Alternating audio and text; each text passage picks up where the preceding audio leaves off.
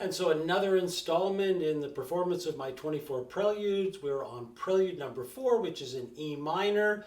There's no subtitle for this prelude, but it does have a connection in a very abstract way to a Chopin prelude that I just thought I would provide or connect.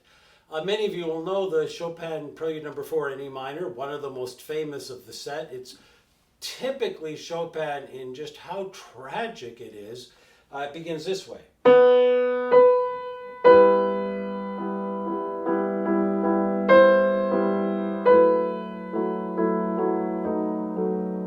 And it's going to keep going. Basically, the melody keeps trying to stay on the same notes. That B against C is everywhere in that prelude.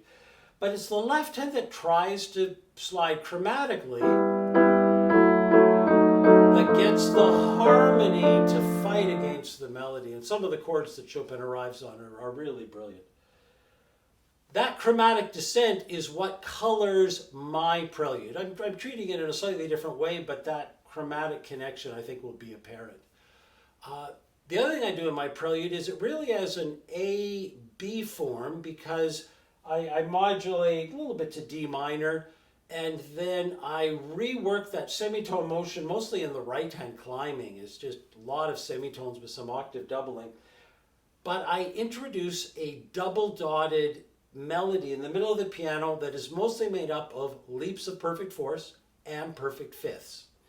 Now that double dotted idea, again, is quite dramatic, but after a dominant pedals, so we're in E minor, so I'm going to emphasize a B for a couple of bars, we return to the opening material, but I play it exactly the same as the first time, but I interject that B double dotted melody inside it and sort of playing around with my thumbs. And I would say then the form becomes A, B, A and B together, which I think works quite well for an encapsulated prelude to make it as tight as possible.